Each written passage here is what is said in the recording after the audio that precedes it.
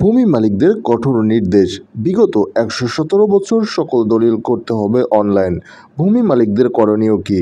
চিন্তায় পড়ে গেছেন? চিন্তার পড়ার কোনো কারণ নেই। বরাবরের মতো আমি রয়েছে তৌফিক আপনাদের সাথে। সরকারের নতুন উদ্যোগে দেশের ১১৭ বছরের পুরনো দলিলপত্র ডিজিটালাইজ করে অনলাইনে সংরক্ষণের কর্মসূচি শুরু হয়েছে, যা ভূমি মালিকদের জন্য এক যুগান্তকারী পদক্ষেপ। এখন থেকে দলিল রেজিস্ট্রেশন থেকে শুরু করে সম্পূর্ণ কার্যক্রম হবে অনলাইনে।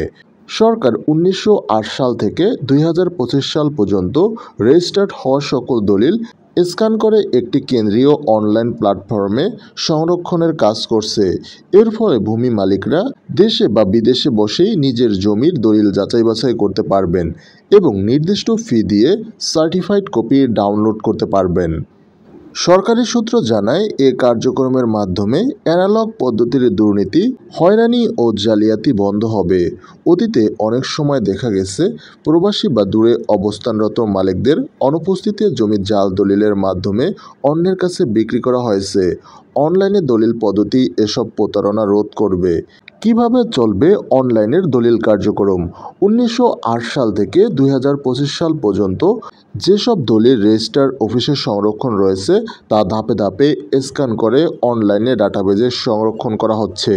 যেসব দলিল যুদ্ধ, দুর্যোগে ক্ষতিগ্রস্ত বা হারিয়ে গেছে সেগুলো পুনরুদ্ধারযোগ্য নয়, তবে মালিকের কাছে যদি কপি থাকে তা জমা দিয়ে অনলাইনে ডাটাবেসে যুক্ত করার সুযোগ থাকবে।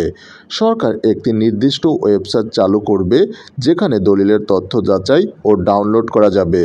এক্ষেত্রে ভূমি মালিকদের করণীয় কি? প্রথমে অনলাইন দলিল প্ল্যাটফর্ম চালুর ঘোষণা ও তালিকা থেকে নিশ্চিত হতে হবে আপনার দলিল সিস্টেমে যুক্ত হয়েছে কিনা।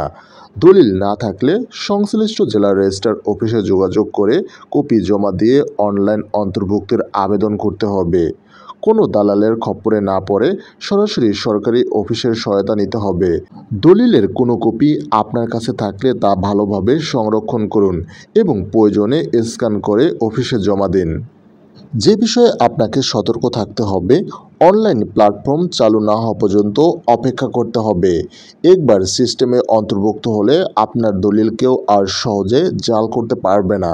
ভুল তথ্য বা কাগজপত্র জমা দিলে অনলাইন কারক ব্যর্থ হতে পারে। সরকারের পক্ষ থেকে বলা হয়েছে, সবার জন্যই অনলাইন কারক বাধ্যতামূলক।